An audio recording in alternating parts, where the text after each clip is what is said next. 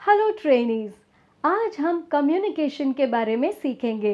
इस वीडियो के ऑब्जेक्टिव्स हैं, इस वीडियो के बाद आप सीखेंगे कम्युनिकेशन को डिफाइन करना, कम्युनिकेशन के प्रकार, कम्युनिकेशन के 7 C's को समझाना। तो चलिए शुरू करते हैं। Classroom communication.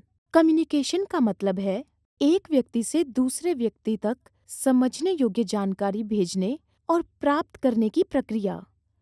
कम्युनिकेशन के बारे में एक महत्वपूर्ण बात यह है कि इसमें हमेशा कम से कम 2 लोग शामिल होते हैं, यानी एक भेजने वाला और दूसरा स्वीकार करने वाला। संदेश कम्युनिकेशन के लिए माध्यम या चैनल है और हाँ, प्रेषक के लिए प्राप्तकर्ता की ओर से जवाब के रूप में भेजी गई प्रतिक्रिया भी, जैसा कि दिखाया गया है। कम्युनिकेशन के तत्व। माध्यम संदेश या सूचना का वाहक है।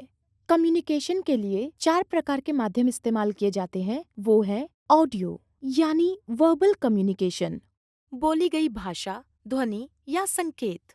दृश्य मतलब कुछ ऐसा जो लिखा हो, छपा हुआ हो, कोई चित्र, ग्राफिक्स, प्रतीक इत्यादि। ऑडियो विजुअल यानी ध्वनि और दृश्य दोनों के माध्यम से जानकारी देना, जैसे कि चलचित्र। क्रिया मतलब कि बिना बोले हाव भाव के माध्यम से अपनी बात पहुंचाना, जैसे कि ऑडियो विजुअल और टेलीविजन। कम्युनिकेशन का वर्गीकरण। कम्युनिकेशन को इस प्रकार वर्गीकृत किया जा सकता है: 1 way communication, 2 way communication, verbal communication, non verbal communication, interpersonal communication, inter communication, intra communication, mass communication, formal communication, informal communication. जैसा कि चित्र 2 में दिखाया गया है, 2 वे कम्युनिकेशन आमतौर पर सबसे प्रभावी संचार विधियों में से एक है। इंस्ट्रक्टर और ट्रेनीज के बीच बातचीत शिक्षण और सीखने की प्रक्रिया का एक बहुत महत्वपूर्ण हिस्सा है। इसी बातचीत के प्रभावी कम्युनिकेशन के माध्यम से ट्रेनर ट्रेनीज तक विषय वस्तु पहुंचाने में सक्षम होता है। प्राप्त जानकारी को संसाधित करके ट्रेनीज मौखिक और प्रदर्शन परीक्षण के माध्यम से प्रतिक्रिया देता है। इसके परिणाम स्वरूप ट्रेनीज के व्यवहार में परिवर्तन आता है। Verbal communication. वर्बल कम्युनिकेशन के लिए ऐसे शब्दों का इस्तेमाल करना जरूरी है जिससे वहाँ मौजूद सभी उस बात को समझ पाएं। किंतु नॉन वर्बल कम्युनिकेशन में ऐसा नहीं होता। लोगों को संवाद के लिए न केवल भाषा बल्कि सांस्कृतिक संदर्भ भी जानने की जरूरत है। उन्हें कम्युनिकेशन में शामिल लोगों के बीच अंतर्निहित संबंधों और अन्य जरूरी बातों को भी जानना होगा। वर्बल कम्युनिकेशन या तो मौखिक या लिखित हो सकता है। सभी वर्बल कम्युनिकेशन योजनाबद्ध और व्यवस्थित नहीं होते। पशु और पक्षी गुर्राने, भौंकने, चहकने आदि जैसी ध्वनियों के माध्यम से संवाद करते हैं। हर ध्वनि का अपना एक अलग अर्थ होता है जो उनकी खुद की भाषा बनाते हैं। कम्युनिकेशन को 2 भागों में बांटा जा सकता है: औपचारिक या अनौपचारिक। एक वाक्य का अर्थ संदर्भ के आधार पर बदल सकता है। एक वाक्य का अर्थ औपचारिक और अनौपचारिक संदर्भ में भिन्न होता है। ओरल एवं रिटन कम्युनिकेशन। ओरल कम्युनिकेशन भेजने वाले से प्राप्तकर्ता तक शब्दों और कभी-कभी दृश्य सहायता का उपयोग करके सूचनाओं का आदान प्रदान है। चर्चा, भाषण, प्रेजेंटेशन, आमने सामने बातचीत ओरल कम्युनिकेशन के कुछ उदाहरण हैं। प्रभावी कम्युनिकेशन के लिए हमें स्पष्टता, संक्षिप्तता मतलब कुछ शब्दों का उपयोग करना और सटीकता की आवश्यकता है। ओरल कम्युनिकेशन के लाभ। ये एक जल्दी होने वाला और सीधा माध्यम है। प्रतिक्रिया तत्काल होती है, चाहे वो प्रशंसा हो या आलोचना। इस कम्युनिकेशन के साथ एक समस्या ये है कि इसका उपयोग प्रमाण पत्र के लिए नहीं किया जा सकता।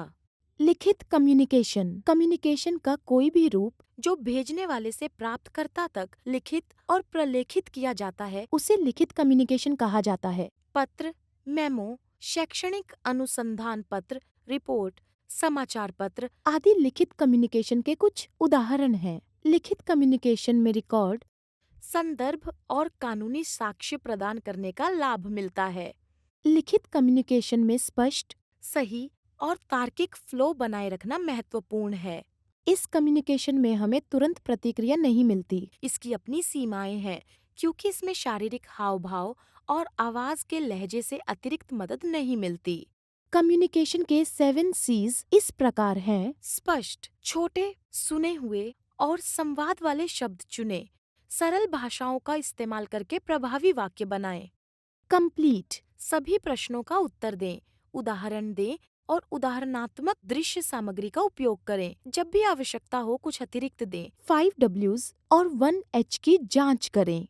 क्या, क्यों, कब, कहाँ, कौन और कैसे। सही स्तर की भाषा का इस्तेमाल करें। प्रासंगिक आंकड़े इस्तेमाल करें। गैर सांप्रदायिक, धार्मिक, क्षेत्रीय विषयों का इस्तेमाल करें और दिखाएं। संक्षिप्त, ब्रीफ, उलझाने वाले संदेश को छोड़ें। अनावश्यक पुनरावृत्ति से बचें। केवल संबंधित तथ्यों को शामिल करें। अधिक प्रभावशीलता लाएं।